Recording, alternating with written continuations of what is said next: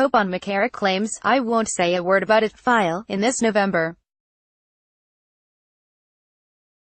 14, 2011 file photo. Cardinal Theodore McCarrick praised during the United States Conference of Catholic Bishops' annual Fall Assembly in Baltimore.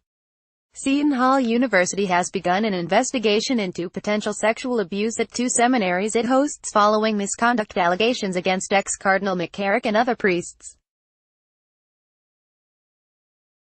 AP photo. Patrick Szymanski file. Aboard the papal plane, AP, Pope Francis declined Sunday to confirm or deny claims by the Vatican's retired ambassador to the United States that he knew in 2013 about sexual misconduct allegations against the former Archbishop of Washington, Theodore McCarrick, but rehabilitated him anyway. Francis said the 11-page text by Archbishop Carlo Maria Vigano, which reads in part like a homophobic attack on Francis and his allies, speaks for itself, and that he wouldn't comment on it. Francis was asked by a U.S. reporter during an airborne press conference Sunday if Vigano's claims that the two discussed the McCarrick allegations in 2013 were true. Francis was also asked about Vigano's claims that McCarrick was already under sanction at the time, but that Francis rehabilitated him.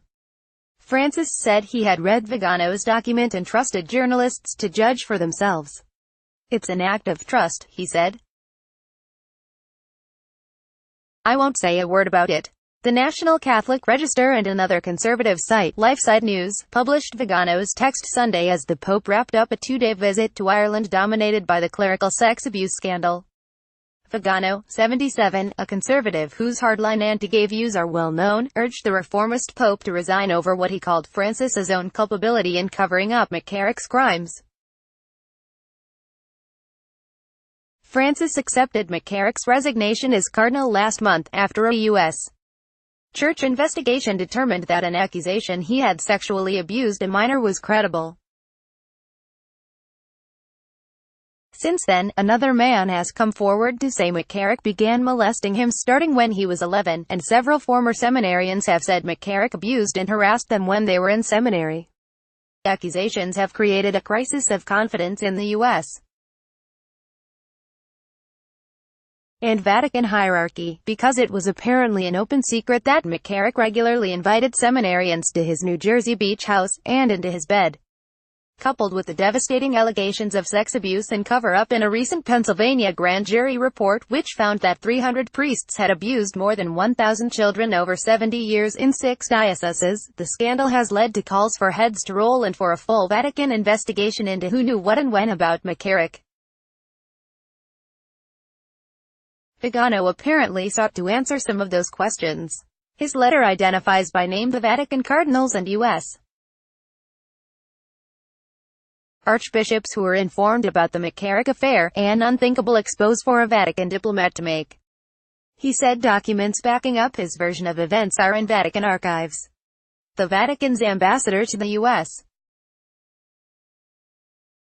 From 2011 to 2016, Vigano said his two immediate predecessors did not fail to inform the Holy See about accusations against McCarrick, starting in 2000.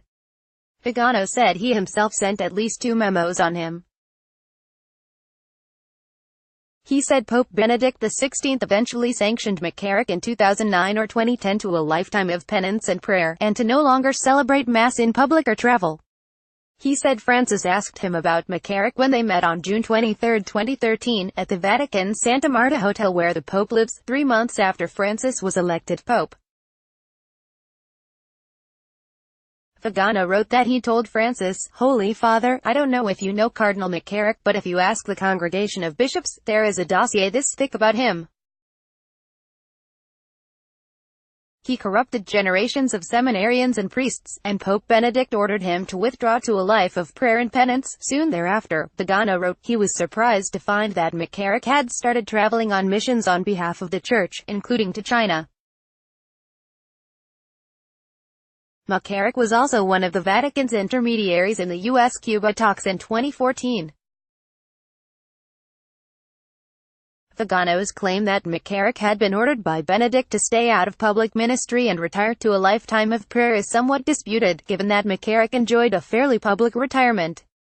But Vigano insisted the sanctions had been imposed, and said a former counselor in the embassy at the time was prepared to testify about the stormy meeting when McCarrick was informed of them.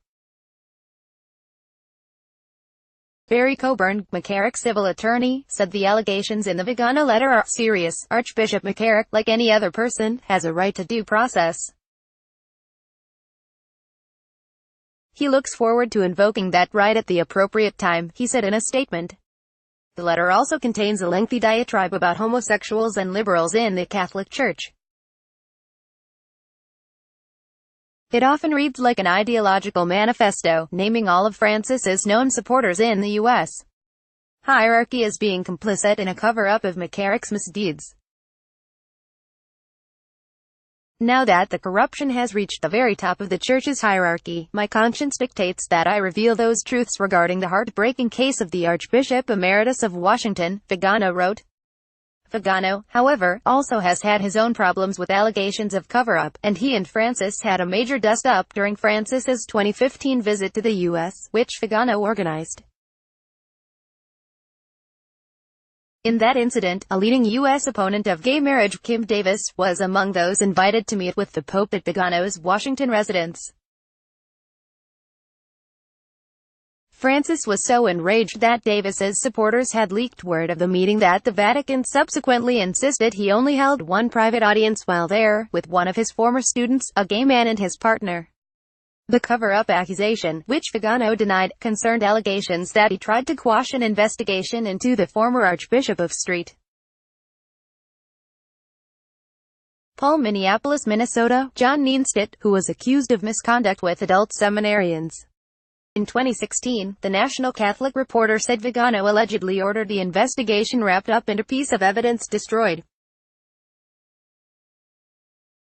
The report cited a 2014 memo from a diocesan official that was unsealed following the conclusion of a criminal investigation into the archdiocese.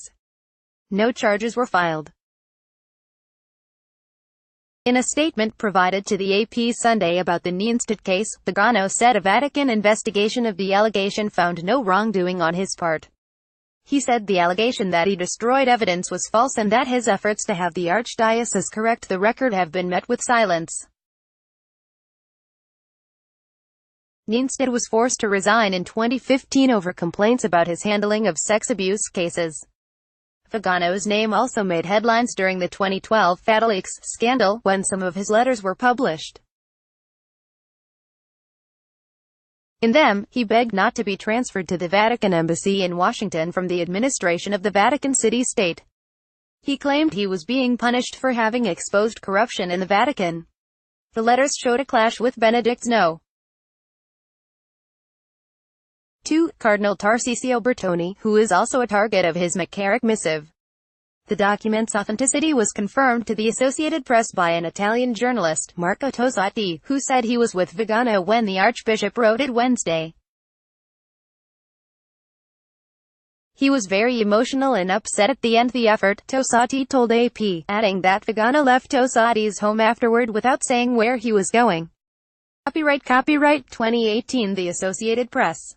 All rights reserved. This material may not be published, broadcast, written or redistributed.